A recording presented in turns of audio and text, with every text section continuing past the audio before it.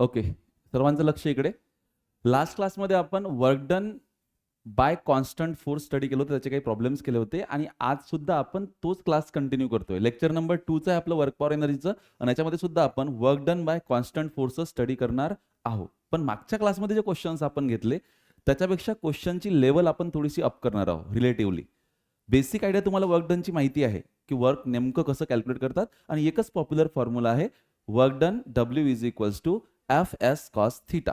तर आता काय की तुम्हाला एफ माहीत असायला पाहिजे, यस माहीत असायला पाहिजे आणि थिटा म्हणजे फोर्स आणि डिस्प्लेसमेंटमध्ये जो अँगल फॉर्म होत आहे तो माहीत असायला पाहिजे. तो जर तुम्हाला काढता आला तर कोणत्याही केसमध्ये आणि कोणत्याही फोर्समुळे वर्क तुम्ही कॅल्क्युलेट करू शकता.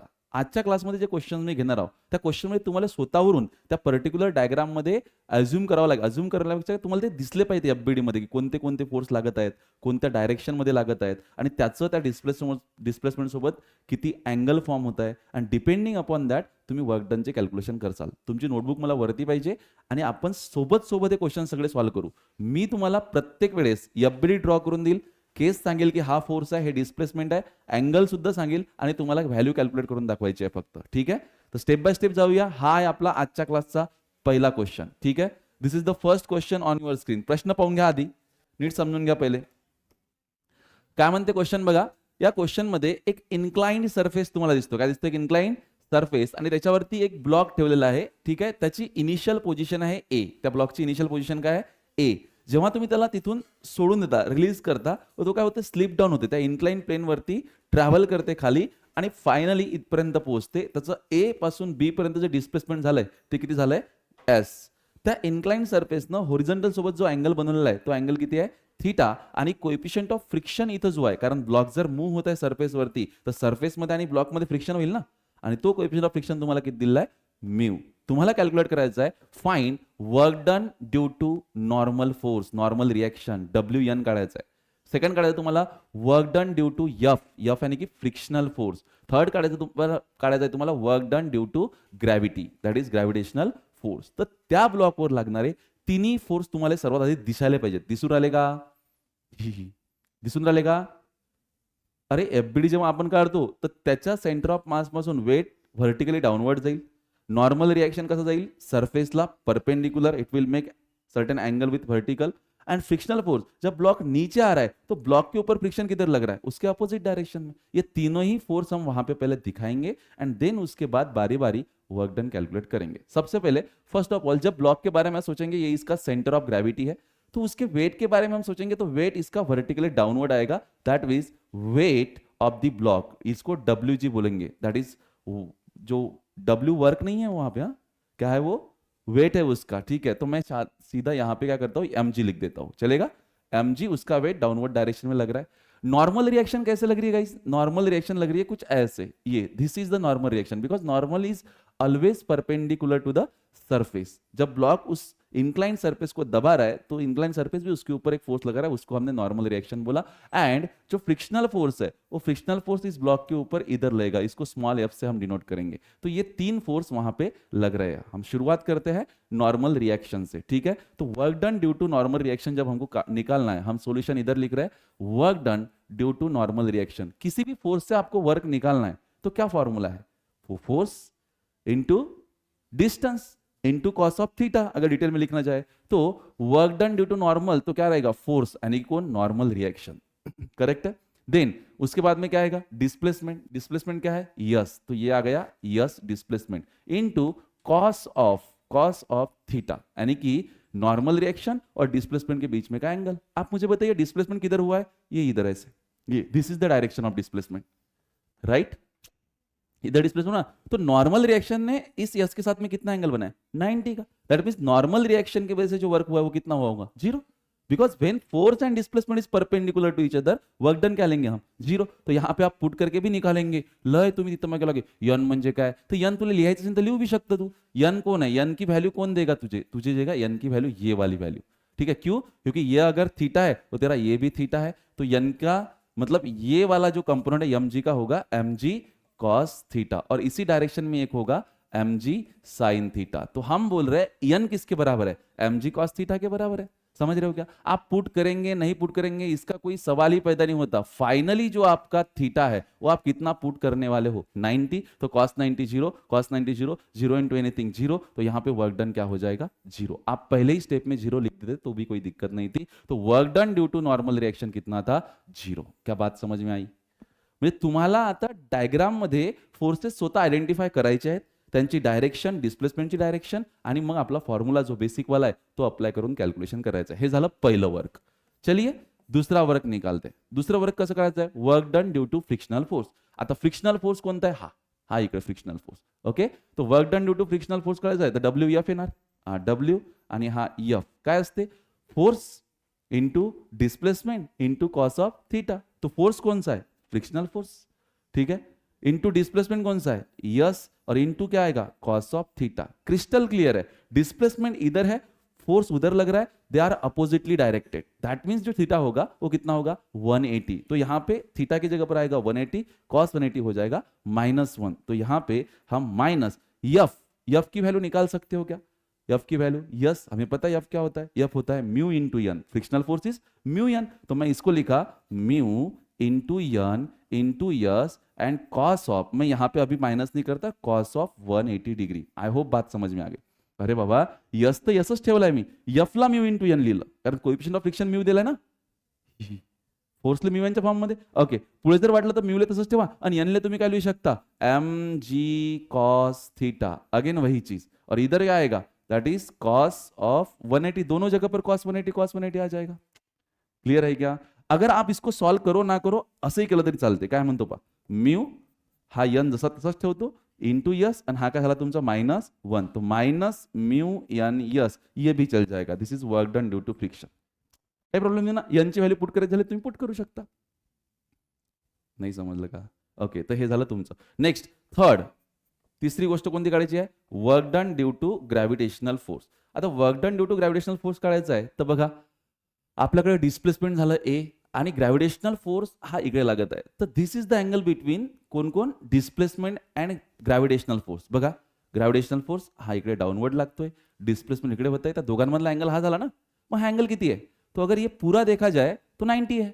90 में से कौन हट गया, थीटा हट गया, तो ये एंगल कितना हो गया, 90 माइनस थीटा। तो हम निकालेंगे that is work done due to gravity is force, force मतलब कौन सा, खुद mg, इनटू डिस्प्लेसमेंट मतलब यस, और कॉस कितना होगा, it will be 90 minus theta. Is it clear? तो आगे सॉल्व करेंगे तो ये होगा mg और ये यस, और cos 90 माइनस थीटा को हम लिखते हैं साइन थीटा। तो this will become mgs sine theta and that is work done due to gravity. मिल गया क्या? ओके, आणि जर समजा तुम्हाला अल्टरनेटिव्ह आंसर लागत असेल, आणखी दुसरी मेथड है आपल्याकडे इसको निकालने की, क्या कि अगर मुझे work done due to gravity निकालना है तो आप देखिए डिस्प्लेसमेंट किधर हो रहा है, ये इधर, तो ग्रेविटेशनल फोर्स का कौन सा पार्ट डिस्प्लेसमेंट के डायरेक्शन में, mg साइन थीटा। तो ये फोर्स है ना mg साइन थीटा इधर लगने वाला ग्रेविटी का, तो mg sine theta into yes, तो क्या आएगा mg साइन थीटा इंटू क्या, यस। तो वही आंसर मिल गया आपको, mg sine theta into yes. तरी तेच भेटते। हे दुसरी मेथड आहे समजा डायरेक्ट जर कंपोनेंटच्या फॉर्म मध्ये घेतलं तर हे झालं तिन्ही केसमध्ये वर्क डन। काय अडचण कोणाला? फास्ट मध्ये लिया, पुढचा क्वेश्चन मला सॉल्व करून दाखवा, ठीक है, कुछ ज्यादा नहीं है, क्वेश्चन में नहीं है, इंक्लाइन सर्कल फटाफट बना लो और टाइम बर्बाद बिल्कुल नहीं करोगे आप, और आगे का क्वेश्चन आपको सॉल्व करना है। इंक्लाइन सरफेस पे ब्लॉक रखा हुआ था,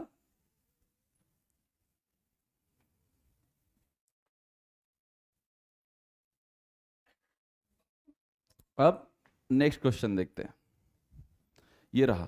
अब नेक्स्ट क्वेश्चन पर जाने से पहले इस प्रीवियस क्वेश्चन में एक छोटी सी चीज देख लो क्या है। मान लीजिए ये सेम इंक्लाइन सरफेस में लेता हूं, ये पूरा का पूरा क्वेश्चन एज इट इज मैं कॉपी कर लेता हूं, ठीक है, ये ऐसे इधर आते हैं अपन, ठीक है, ये वो इंक्लाइन सरफेस है, इंक्लाइन सरफेस, ओके, यहां पे रखा हुआ है ब्लॉक,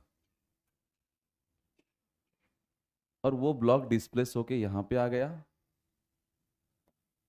और ये जहां से मतलब इनिशियल पोजीशन से लेकर ये उसकी फाइनल पोजीशन है, तो इसने वर्टिकल हाइट जो कवर की वो हाइट है हमारे पास एच। ये जो डिस्प्लेसमेंट उसका हुआ था ये डिस्प्लेसमेंट था हमारे पास यस, इस डायरेक्शन में ब्लॉक आया था, इधर जो फोर्स लगा था वो लगा था mg cos mg sin theta, right.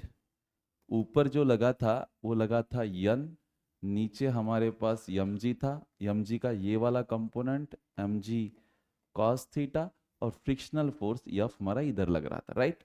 और हमने ग्रेविटी के वजह से वर्क डन कुछ ऐसे निकाला था, work done due to gravity, force नीचे लग रहा है वो कौन सा लग रहा है mg, डिस्प्लेसमेंट हो रहा था यस, और कॉस ऑफ हमने लिया था 90 माइनस थीटा, याद है ना आपको, ये डिस्प्लेसमेंट इस डायरेक्शन में हुआ तो ये एंगल लिया था हमने 90 माइनस थीटा, ओके, जिसको हमने क्या बनाया था गाइज, जिसको हमने बनाया था साइन ऑफ थीटा, या फिर mg sine theta into yes, बहुत सिंपल, ये हमारा लास्ट ही क्वेश्चन है। लेकिन अब मैंने सेम प्रॉब्लम में सिचुएशन थोड़ी सी बदल दी, मैंने कहा ये ब्लॉक जहां से इनिशियल पोजीशन से जब ये अपनी फाइनल पोजीशन पे पहुंचा तो इसने वर्टिकल डायरेक्शन में कितना हाइट कवर किया, यच।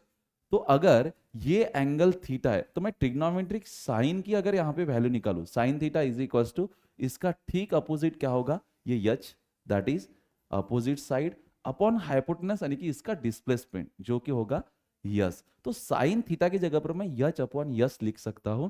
तो इसी प्रॉब्लम में मैंने एम जी यस लिखा और साइन थीटा को गायब करके वहां पे लिखा यच अपॉन यस, तो यस और यस को कट कर दिया और ये बन गया एम जी एच।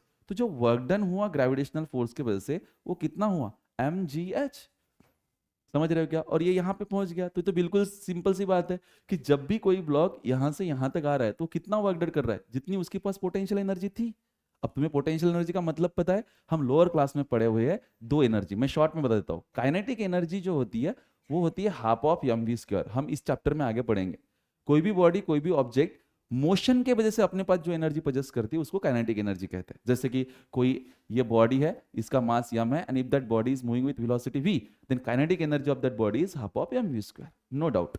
दूसरा, अपने पोजीशन या फिर स्टेट की वजह से बॉडी के पास जो एनर्जी होती है उसको बोलते हैं पोटेंशियल एनर्जी। जैसे मैं टाइल्स के रिस्पेक्ट में, ग्राउंड के रिस्पेक्ट में बात करता हूं, ये पेन मैंने ग्राउंड पे रख दिया तो इसकी पोटेंशियल एनर्जी जीरो, क्योंकि ग्राउंड से इसकी हाइट जीरो। लेकिन अगर मैंने अब इस पेन को यहां तक उठाया हुआ है तो ये सरफेस से ग्राउंड से कुछ हाइट पर है ना, और इसके पास इसका मास भी है, तो इसकी जो पोटेंशियल एनर्जी होगी, जैसे मान लो एक बॉडी है जिसका मास यम है और वो यच इतने हाइट पे है, ओके, इसके ऊपर ग्रेविटेशनल फोर्स लग रहा है नीचे, तो इसकी जो पोटेंशियल एनर्जी होती है वो होती है एम जी एच। अगर ये सरफेस पे होगी तो एच जीरो हो जाएगा, तो इस बॉडी की पोटेंशियल एनर्जी क्या हो जाएगी, जीरो। ठीक, अब जैसे ये पेन है, ये पेन मैंने अपने हाथ में पकड़ा, हम ऐसा मानते हैं इसकी काइनेटिक एनर्जी कितनी है अभी, चलो बताओ, जीरो है। क्यों, इट हैज मास बट इसकी वेलोसिटी क्या है, जीरो। तो वेलोसिटी अगर जीरो हो जाएगी तो kinetic energy of the pen is zero. क्या इसकी पोटेंशियल एनर्जी जीरो है विथ रिस्पेक्ट टू ग्राउंड, नहीं, क्योंकि इसके पास मास है, यहाँ पे जी की वैल्यू भी है और सरफेस से कुछ हाइट भी है, एम जी एच तीनों पुट करेंगे तो इसके पास कुछ पोटेंशियल एनर्जी आ जाएगी। हम ऐसा मानते हैं कि वो 50 है, 50 यूनिट 50 जूल, ठीक है, मान रहे, तो इसके पास 50 है। अब आगे मैं क्या करता हूं, इस पेन को अब फोर्स लगा के, ताकत लगा के, ताकत से, बहुत ताकत लगा रहा हूं, बहुत ताकत, ऐसे, और यहां तक डिस्प्लेस किया, ठीक है। अब बताओ क्या इसकी पोटेंशियल एनर्जी पहले के कंपैरिजन में, यहां के कंपैरिजन में ज्यादा या कम, अति भी कहीं होती ना, कितनी होती, अति 50। अब यहां पे पहुंचा तो कितना, गधो, ज्यादा हुई ना, हाँ, इंक्रीज हुई है। क्यों इंक्रीज हुई है, हाइट इंक्रीज हुई है। अच्छा, हाइट क्यों इंक्रीज हुई है, क्योंकि डिस्प्लेस किया, और डिस्प्लेस किसने किया, मैंने, क्या लगा किया, फोर्स। जब मैं फोर्स लगा के किसी बॉडी को डिस्प्लेस करता हूं तो एक्चुअली तो मैं वर्क कर रहा हूं, तो मैंने वर्क किया, और मैंने जो वर्क किया वो किधर गया, वो इस बॉडी में स्टोर हुआ in the form of potential energy. Body के पास पहले कितने पैसे थे, 50 रुपए, अब बॉडी के पास मान लेते कितने हैं, 100 है, तो 100 आए कहां से, मैंने 100 का 50 का वर्क किया ना। अब जितना मैं वर्क करता जाऊंगा उतनी इसकी पोटेंशियल एनर्जी बढ़ती, समझ रहे हो क्या। तो वर्क किसमें स्टोर हो रहा है, in the form of potential energy. जो भी वर्क होता है वो बॉडी के अंदर किसमें स्टोर होता है, पोटेंशियल एनर्जी के फॉर्म में। अब मैंने यहां से बॉडी को छोड़ दिया, हाथ रिलीज कर दिया, तो बॉडी नीचे आना शुरू हो गई। क्या कम हो रही इसकी, सोडून दिला पेन तर खाली खाली चालला, काय कमी होऊन राहिली, हाइट, हाइट कमी हो रही म्हणजे कोणती एनर्जी कमी होऊन राहिली, पोटेंशियल। लेकिन नीचे आते टाइम पे इसकी क्या बढ़ रही है, वेलोसिटी, वेलोसिटी बढ़ रही है, मतलब क्या बढ़ रही है, काइनेटिक एनर्जी। यहां पे इसके पास काइनेटिक एनर्जी जीरो है, पोटेंशियल एनर्जी 100, छोड़ दिया और ये ग्राउंड पे है, अब तो ग्राउंड पे इसकी पोटेंशियल 0, लेकिन ग्राउंड को जस्ट हिट करने से पहले इसकी काइनेटिक 100। मतलब जब बॉडी नीचे आ रही होती है तो उसकी पोटेंशियल एनर्जी हो रही है डिक्रीज और काइनेटिक एनर्जी हो रही है इंक्रीज। तो यहां पे भी तो वैसा ही है, यहां पे ब्लॉक रेस्ट में काइनेटिक एनर्जी क्या थी उसकी 0 जब मैंने पकड़ के रखा हुआ है, पोटेंशियल एनर्जी कितनी होगी 50 मान लेते। जैसे ही मैंने छोड़ दिया ये नीचे आना शुरू हो गया, नीचे आना शुरू हो गया, मतलब इसकी हाइट क्या होती हुई कम, तो पोटेंशियल एनर्जी क्या हो रही है डिक्रीज, और क्या बढ़ रही है काइनेटिक। तो पोटेंशियल एनर्जी जितनी खत्म होगी है ना, अरे बाप मैंने 0 से लेकर यहां तक लाया तो मैंने जितना वर्क किया होगा उतनी पोटेंशियल एनर्जी होगी ना उसके अंदर। अगर मैंने 50 से यहां तक लाया 100 हो गई एनर्जी, तो मैंने वर्क कितना किया 50। अब इसका वर्क है 150, वर्क कितना है नहीं समझ में आया क्या बोल रहा हूं मैं, 150, तो मैंने वर्क कितना किया 100 का, क्योंकि ये ऑलरेडी यहां पे थी ना, जितना मैं वर्क करूंगा तो वर्क और पोटेंशियल एनर्जी हम यहां पे इक्विवेलेंट मान रहे। तो मैंने कहा ये जो mgh पोटेंशियल एनर्जी है उतना ही तुमने क्या किया वर्क। क्लियर है क्या? तो अब की बार जब आगे प्रॉब्लम्स आएंगे और आपको वर्क डन कैलकुलेट करने की कोशिश मतलब निकालने को बोला जाए तो हम इसके जरिए वर्क डन निकाल सकते हैं। ठीक है, चलिए देखते हैं इस क्वेश्चन में। ये रहा क्वेश्चन, बोल रहा है find the work done by gravity, gravitational force की वजह से वर्क डन निकालना है on the Bob of mass m from A to B। तो इनिशियली वो बॉब कहां पे था, ये उसकी कौन सी पोजीशन है गाइज, इनिशियल हाइट पे है। फिर मैंने उसको रिलीज कर दिया, जैसे रिलीज कर दिया ऐसे नीचे आना शुरू हो गया, तो बॉब ऐसे यहां पे आ गया, ये ठीक, और ये उसकी स्ट्रिंग है, ऐसे आ गया ना वो, और ऐसे इधर जाएगा ऊपर, ऐसे ऐसे ऑसिलेट कर रहा है, अब यहां पे है। ठीक है, तो जब ये यहां पे पहुंचा तो इसकी फाइनल पोजीशन, ये डायग्राम मैंने अभी बनाई कंप्लीट कर दी, ठीक है, शुरू में कंप्लीट नहीं थी, ये फाइनल है, मतलब ये इनिशियल और ये जो बी है ये फाइनल था, ऐसा वो डायग्राम है कंप्लीट। तो ब्लॉक ए से निकला और कहां पे आया बी पे, और तुम्हें निकालना है वर्क डन। तो वर्क डन कैसे निकालेंगे आप, कितना वर्क हुआ होगा यार, work done due to gravity is nothing but mgh, और h कौन सा, ये यहां से यहां तक आया, ये वाली हाइट आपको निकालनी है, समझ रहे हो। और वो हाइट कैसे निकालेंगे, तो इस स्ट्रिंग की पूरी लेंथ यहां से यहां तक लेंथ कितनी थी यल, और इतना इतना ये तुम्हारा कौन है यच, समझ रहे हो, ये कौन है तुम्हारा यच। तो तुम क्या करो, यहां पे मान लीजिए ये एंगल है आपका थीटा, ये एंगल कितना है तुम्हारा थीटा, तो आप क्या करो यच निकालने के लिए, यच में कैसे निकालो, देखो इधर बाजू में निकालता हूं, यच कैसे निकालो, यच निकालना बड़ा सिंपल है, इतने लेंथ में से इतना पार्ट निकाल दो, इतने में से इतना पार्ट निकाल दो, तो मुझे क्या मिलेगा यच। तो यच क्या होगा यल माइनस ये वाली चीज, ठीक। और ये कैसे निकालेंगे, तो देखो ये मेरे पास ट्रिग्नोमेट्रिक फंक्शन थीटा है, इसको मैं मान लेता हूं अभी के लिए x, यहां से लेकर के यस से लेकर ये पॉइंट m मानता हूं, यस m जो है वो x है, तो हाइपोटेनस आना चाहिए और एडजेसेंट आनी चाहिए, ये तो थीटा के अपोजिट है ना, ये तो पता ही नहीं अपने को, एडजेसेंट आनी चाहिए, कौन सा ट्रिग्नोमेट्रिक फंक्शन cos थीटा, तो cos theta is equal to क्या होगा adjacent that is x upon hypotenuse that is l. तो बताओ यहां से x इज इक्वल टू क्या आएगा l cos थीटा। तो मुझे यच कैसे निकालना है, यल में से x माइनस कर दो, l माइनस एक्स, तो ये होगा l माइनस एक्स की वैल्यू क्या निकाली l cos थीटा। चाहो तो यल को भी कॉमन निकालो, अंदर क्या रहेगा 1 माइनस cos थीटा, तो आपके पास h की वैल्यू आ गई m g and what is the value of that L in bracket 1 minus cos theta. इतना वर्क डन हुआ ड्यू टू ग्रॅव्हिटी। तर याच्यानंतर हे अशी जी सिच्युएशन आहे हे बऱ्याच प्रॉब्लेम मध्ये येते की एक पेंडुलम है इस जगह पर और वहां से इधर नीचे आया, तो उसका तुम जो निकालोगे potential energy of work done निकालोगे, आपको यच निकालना है, तो यच कितना निकालोगे l in bracket 1 minus cos theta, और वो यहां पे पुट करके आपको वर्क डन मिल जाएगा। ठीक है, उतार लो।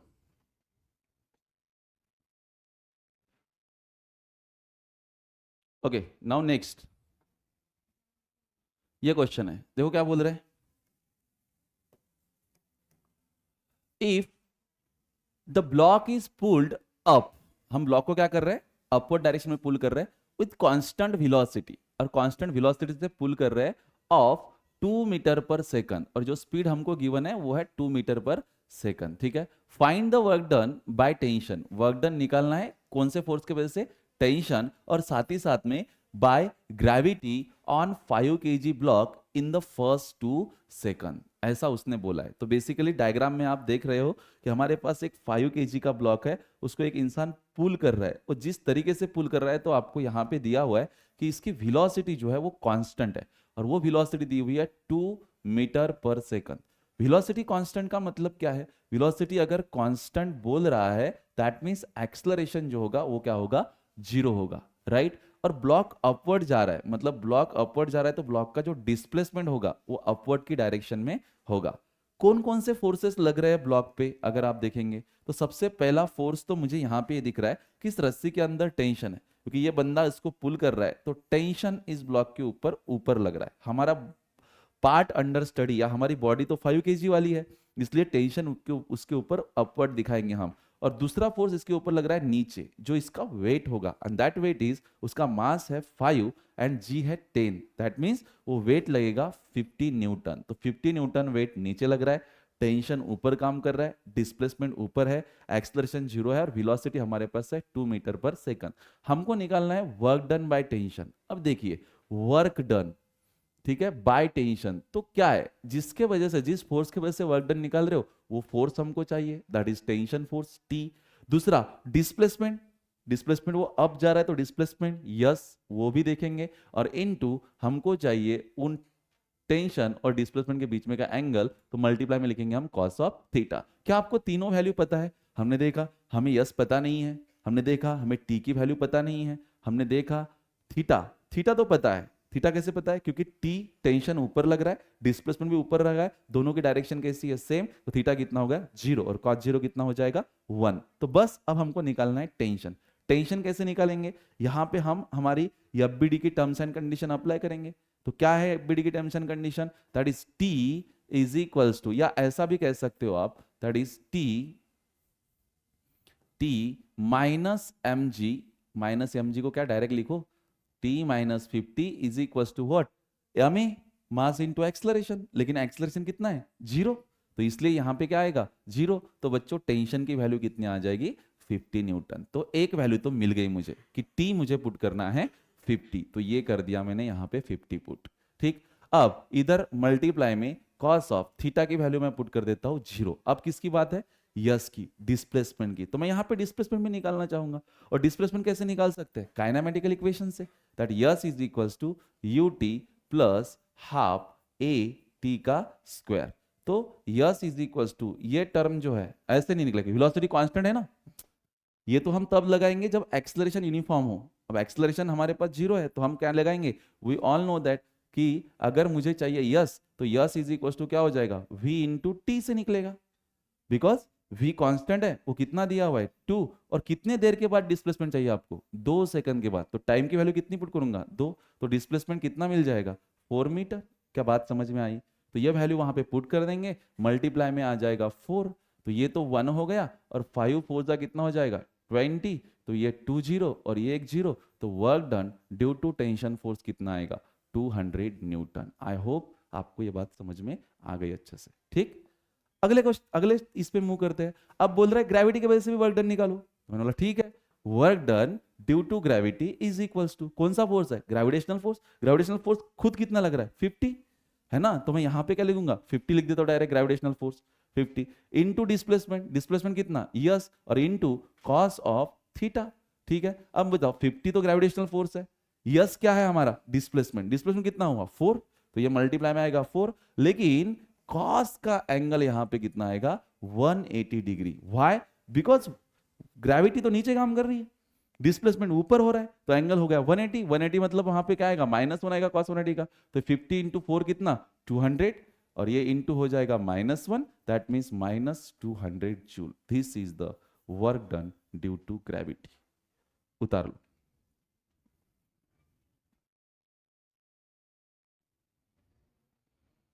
चलो नेक्स्ट क्वेश्चन ये है, देखो क्या बोल रहा है। If a man start pulling the string with 2 meter per second square, यानी कि इस बार आपको एक्सेलरेशन गिवन है 2 meter per second square, find the work done by tension on the block in the first 2 second. ठीक है, तो इस बार ये जो ब्लॉक है, ठीक है, ये इनिशियली ब्लॉक यहां पे था, ये उसकी कौन सी पोजीशन थी? इनिशियल। और यहां से ये यहां तक चला गया फाइनल पोजीशन पे, और इसका एक्सलरेशन हमको गिवन है, एक्सलरेशन दिया है 2 मीटर पर सेकंड स्क्वायर। आपको पूछा है वर्क डन कितना होगा बाय टेंशन। तो यार तुम्हें इतना सोचना है कि मुझे work done due to tension निकालना है, तो मैं टेंशन फोर्स लूंगा, डिस्प्लेसमेंट लूंगा, इनटू इन दोनों के बीच में क्या लूंगा, एंगल। तो क्या मुझे टेंशन पता है, टेंशन निकालना पड़ेगा। टेंशन इस ब्लॉक पे लग रहा है ऊपर, ये है टी, नीचे कौन लग रहा है, उसका वेट mg, और वो कितना होगा 50 न्यूटन, और ये ब्लॉक एक्सलरेट कर रहा है, तो टेंशन की वैल्यू निकालनी पड़ेगी। कैसे निकालेंगे, ये ऊपर जा रहा है तो t माइनस कौन लग रहा है mg, that is 50 is equal to M into acceleration. अरे समझ में आ गया क्या, इस बार एक्सलरेशन जीरो थोड़ी ना है, रेस्ट में थोड़ी है वो, या कांस्टेंट वेलोसिटी थोड़ी मूव हो रहा है। तो ये होगा t minus 50 is equal to, इसका मास कितना है 5, एक्सलरेशन गिवन है आपको इट इज 2, तो ये होगा t minus 50 is equal to कितना होगा 10। तो -50 अगर उधर चला जाता है तो टेंशन कितना आएगा 60 न्यूटन। तो t की वैल्यू आपको कितनी मिल गई 60 न्यूटन, टेंशन मिल गया। तो मैं यहां पे t की वैल्यू पुट कर देता हूं 60। अब किसकी बारी, अच्छा थीटा बताओ, वो ऊपर जा रहा है एक्सलरेशन यहीं से, तो डिस्प्लेसमेंट का डायरेक्शन भी तो यही है, तो डिस्प्लेसमेंट और टेंशन की डायरेक्शन सेम है, मतलब यहां पे कॉस कितना आएगा 0। अब रही बात किसकी किसकी, यस की। यस के लिए मैं यूज करूंगा काइनेमेटिकल इक्वेशन, क्योंकि अब मेरे पास एक्सलरेशन है, तो मैं इक्वेशन यूज करूंगा झोपू नका लिपते, s is equal to u t plus half a t का स्क्वायर। मुझे यस निकालना है, इनिशियली वो यहाँ पे रेस्ट में था, तो ये u जो है वो 0 ले लूंगा मैं, मतलब टोटल टर्म 0 हो जाएगी वो, and it will be half of acceleration आपके पास दिया हुआ है 2 और t का स्क्वायर। आपको डिस्प्लेसमेंट चाहिए 2 सेकंड के बाद, टाइम की वैल्यू आपके पास कितनी दी हुई है 2 सेकंड, तो ये 2 का स्क्वायर कितना हो जाएगा 4, तो इट विल गेट कैंसल और हमें मिलेगा 4 मीटर। तो डिस्प्लेसमेंट की वैल्यू आप पुट करोगे 4, ये तो कितना हो गया 1, तो ये हो जाएगा 240 न्यूटन। तो guys work done due to tension in this particular case कितना आएगा 240 न्यूटन, और वर्क पॉजिटिव आ रहा है क्योंकि आपके फोर्स का और डिस्प्लेसमेंट का डायरेक्शन सेम। सॉरी सॉरी, हाँ जूल एन आर वर्क डन है, मैं लास्ट की चाहती जूल के न्यूटन के लगा, अरे सॉरी सॉरी, लास्ट क्वेश्चन में भी मैंने, नहीं यहां तो ठीक किया, इधर इधर मैंने जूल करना चाहिए था। ठीक है, टेंशन तो न्यूटन में चाहिए, वर्क डन आपको जूल में लेना है। ठीक है, वो करेक्ट कर लीजिए अगर गलत किया होगा तो, सॉरी जूल में आएगा, टेंशन न्यूटन ओके। ठीक है, उतार लो।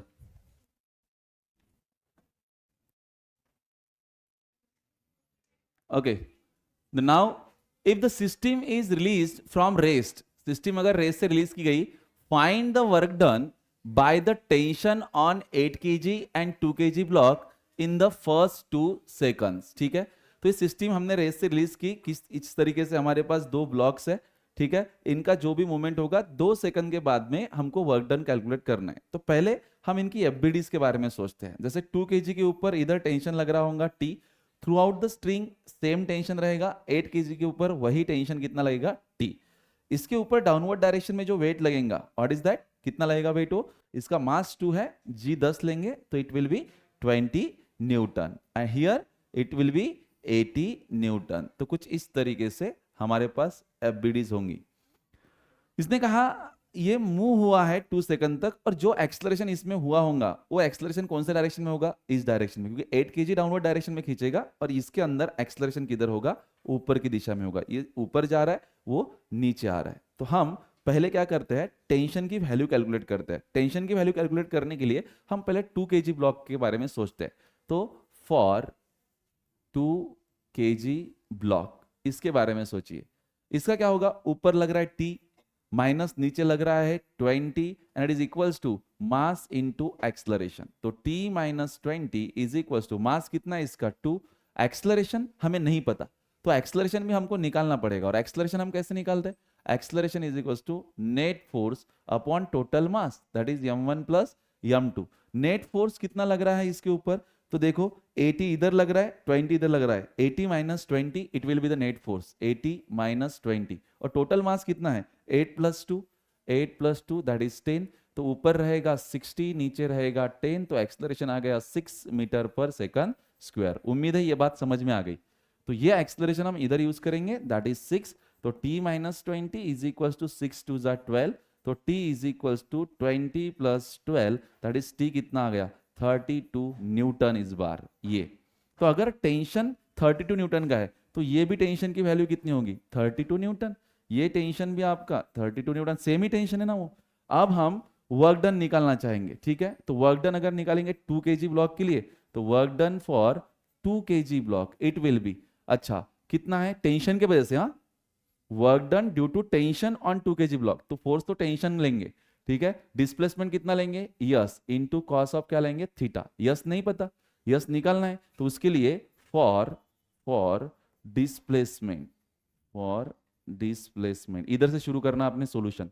डिस्प्लेसमेंट हम यूज करेंगे S is equals to U T plus half A T का स्क्वायर। इनिशियली सिस्टम रेस्ट में था तो 0, हाफ ऑफ ए की वैल्यू तुमने 6 निकाली और 2 सेकंड के बाद तो ये 4 चाहिए, ये 2 से डिवाइड होगा, 6 टू जा कितना होगा 12 metre per second, sorry 12 metre, तो डिस्प्लेसमेंट कितना आ गया 12 मीटर, ठीक है। तो वो यहाँ पे पुट कर दीजिएगा।